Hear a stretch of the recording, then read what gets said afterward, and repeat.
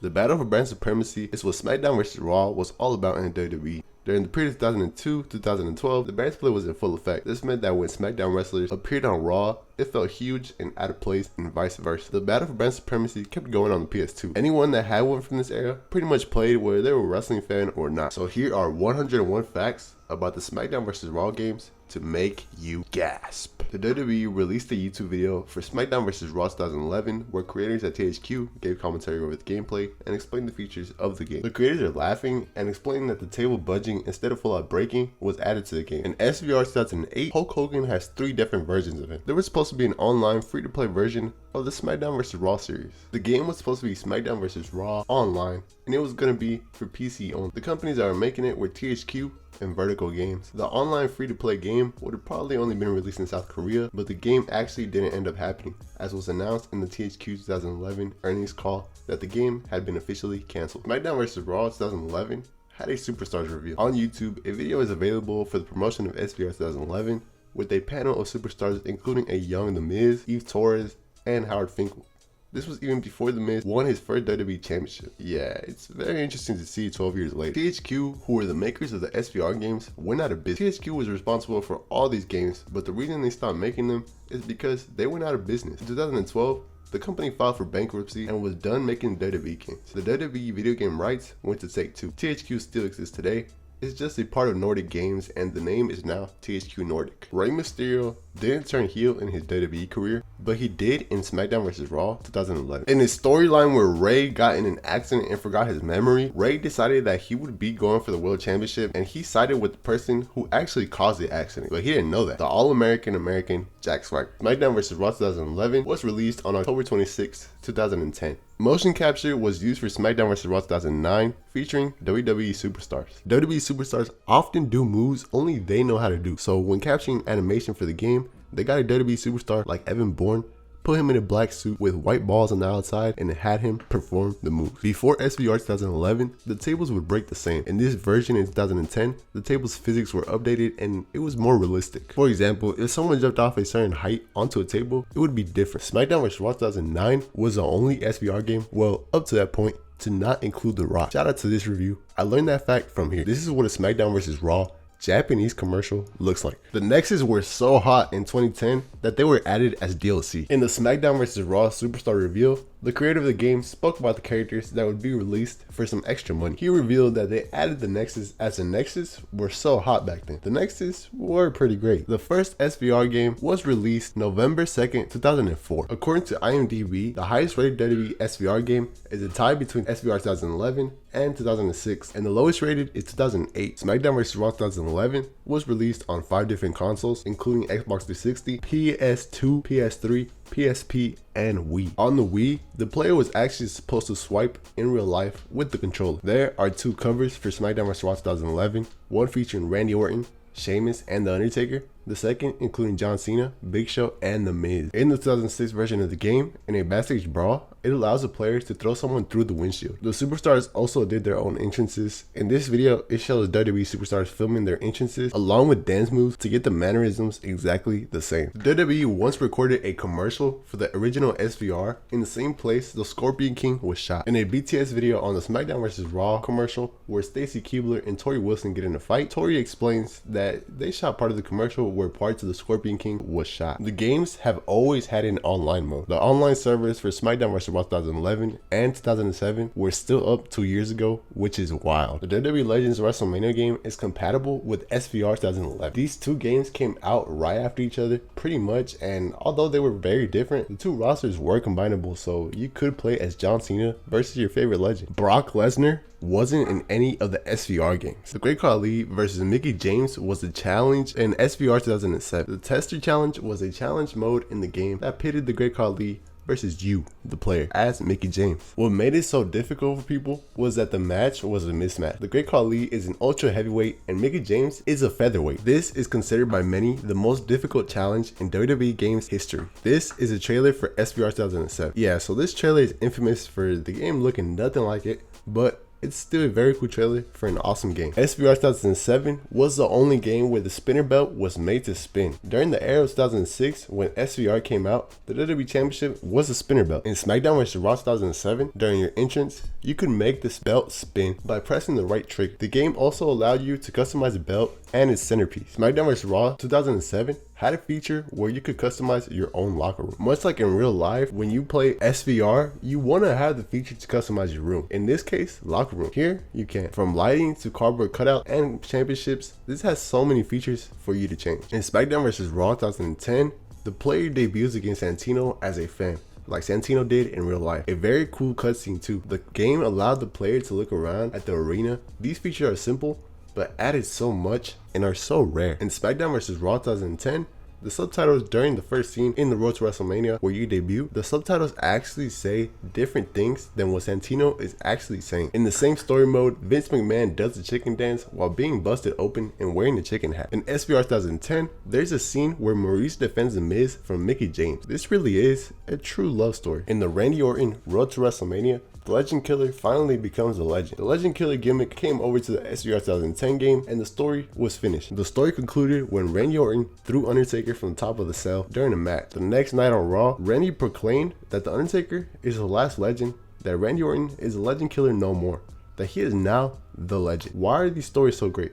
They have no business being this great. John Cena's phone plays his theme. In SVR 2010, there's a scene where John gets a text from Chris Jericho and this plays.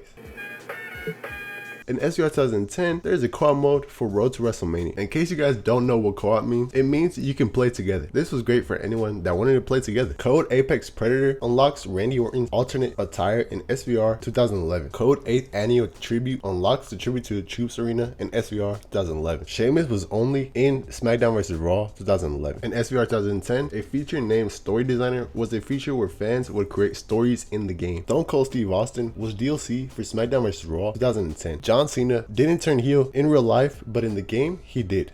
At least kinda. The story was that John Cena and MVP hit each other with a chair or they're fired. And if John Cena beat MVP, MVP would be stripped from a title shot. This gave the player a choice: hit MVP with the chair and cost him his title match by winning the match, or vice versa for MVP. John Cena would do something heelish if he cost MVP the shot, and the story would play out with John Cena explaining his actions like he had no other choice. People backstage would react to this, and Randy Orton would label John Cena as a maniac, and others would also react to John. This is what the SVR games look like on a Nintendo DS. John Cena talks to a kid's mom in SVR 2010's trailer. The SVR trailer is one which saw a kid hanging out with WWE superstars inside the house. John Cena is hiding behind a newspaper. After John reveals himself, he gives the kid's mom a look and raises her up. This is what the SVR 2008 Collector's Edition looks like. This is what the SVR 2009 Collector's Edition looks like. And this is what the SVR 2010 Collector's Edition looks like. JBL had a story with Shawn Michaels in SVR 2010. Much like in real life, Shawn Michaels and JBL had a storyline. The reason this fact is on here is because the attention to detail in this game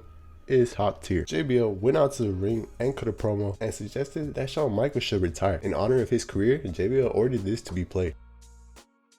Yeah, the fact that there was a video package in a video game is top tier. One of the best parts is that the footage being used is from the previous WWE games. Rikishi was not in any SVR games. The Boogeyman and Jillian Hall were dropped late from the SmackDown vs. Raw 2008 game. Tag team matches where both players would be controlling their characters at the same time weren't introduced until SVR 2009. Yeah, so apparently before then, people used to play the game and wait for the tag. That changed the tag team matches for the games moving forward. This is a clip of WWE Superstars doing voiceovers for the game. The first game to not have GM mode since it was introduced was SmackDown vs. Raw 2009. In SVR 2011, you could stack tables and perform all types of moves on them. John Cena was a WWE champion when SVR 2007 came out. John Cena was a WWE champion still when SVR 2008 came out, all in one reign. Triple H was a WWE champion when SVR 2009 came out. Randy Orton was a WWE champion when SVR 2010 came out. These three are the definition of this era. I feel like no one represents the era better. This is what an SVR promotional poster looks like. In SVR 2009, when you would hit a finisher,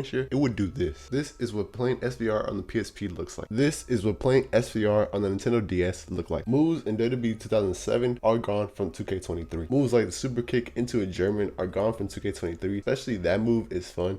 It's expected, it would be very unexpected to add every single move of every game. On top of that, it's what will give the game something unique. The Miz and John Morrison hosted their own talk show. In SVR, a version of the Miz and John Morrison talk show was in the game. This is a pretty cool inclusion in the game. This is a promotional commercial for SVR 2009. The commercial for this saw Triple H stand on stage. His tag team partner was announced to be John Cena, then Batista, and then Big Show. It would be revealed that two teenagers were playing and they didn't know who to pick. Championship Scramble matches is a feature that only these games have. A Championship Scramble match is a match that is a fatal 5-way and a gauntlet match mixed. 5 opponents compete for a championship and they come out slowly. Whoever is the champion when it's completely over win. This is a great rare match that hasn't been seen since in a game. There were 2 different trailers for SVR 2007, one that showed gameplay and one that showed a game that looked completely different. DX gets back together in SVR 2009. DX pulled their pranks by slamming superstars in the ring like they did to the Spirit Squad and did their antics while Shawn Michaels was WWE champ. Flair Woo! Unlocks Ric Flair in SVR 2009 as a cheat code. Unlocks Snitsky SVR 2009. Unlocks Gene Snitsky as a cheat code in SVR 2009. During the whole time of these SVR games, Undertaker was a part of SmackDown, so he was on the blue side of these games the whole time. Multiple man booths haven't been seen since SVR except for in the 2K showcase mode. There is a great case SmackDown vs Raw game, and this is what it looks like. There is a 3 game set. This set currently goes for $159.99, which you're probably better off just getting each game individually. It's cool to have the box of each one too. Here is a picture of articles on when the game covers were revealed. The 2008 special edition came with a few extra things. The 2008 special edition was an edition that came in a big box and collector's item, including some very flashy cool pictures that when moved would show Hurricane Ranas and other moves. The case was also different and made the game look way cooler. It also included pictures of some of the divas with Kelly as the cover of the inside of the box posing. Here is what the graphics of the PS3, Xbox, and Wii versions of SVR 2010 look like. Here is what the graphics look like on PS3, Xbox, and Wii for SVR 2008. The Xbox ones are, in my opinion, the best. The closest ones to it are the PS3. Those are great too. Chris Jericho has a story where a guy in a mask attacks superstars. He goes on a search for the guy, he questions and talks to superstars in the back, and this got him to 2 main suspects, Randy Orton and Mr. Kennedy. He has cutscenes with both of them, and depending on who you choose, you get a different story. When picking Randy Orton, you confront him backstage and even tap him with a bat. You later see the Masked Man attacking John Cena backstage, and this leads to you getting a minigame where the Masked Man is finally revealed. 24/7 mode was a thing. A mode called 24/7 mode was a mode similar to career mode, where you create a superstar and play matches to gain popularity and make a name in the WWE. Finisher combinations were a thing in the SVR 2006. Finishing combinations like the Booker T scissors kick and the Eddie Guerrero frog splash is one that looks pretty great. There are also some more random but still smart combinations like Kurt Angle's angle slam and Bobby Lashley's spear. Tyson Kidd was only featured in SVR 2011. Chris Jericho won the spinner belt only in SVR. John Cena was crowned the champion of champions in SVR 2010. SVR 2010 saw a cutscene where Vince McMahon crowned John Cena the champion of champions. There are a variety of tag team moves in SVR 2007. The Great Khali is the only ultra heavyweight in WWE SVR history. Here is a SmackDown vs Raw edition DVD that was about the WWE Championship. SVR 2007 came out with an edition box, and the special box came with a DVD. It now goes for $21.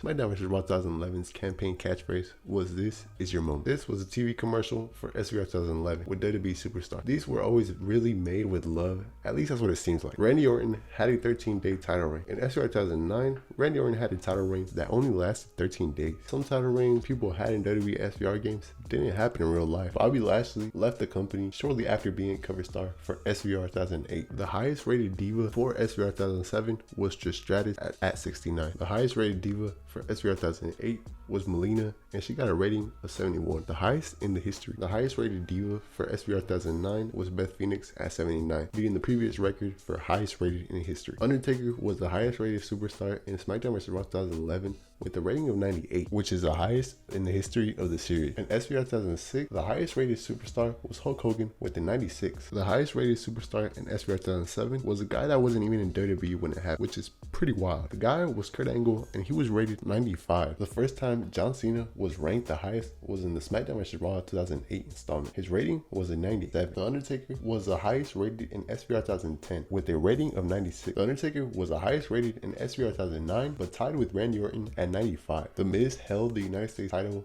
and the Money in the Bank at the same time while promoting SVR 2011. Honestly guys, I really enjoyed making this video. It was cool to go back and search these games, the SVR games, 101 facts, because I mean, I haven't played these games in like 10 years. So yeah, if you enjoyed the video, give the video a like, give it a subscribe, do anything that makes my channel popping. Peace out.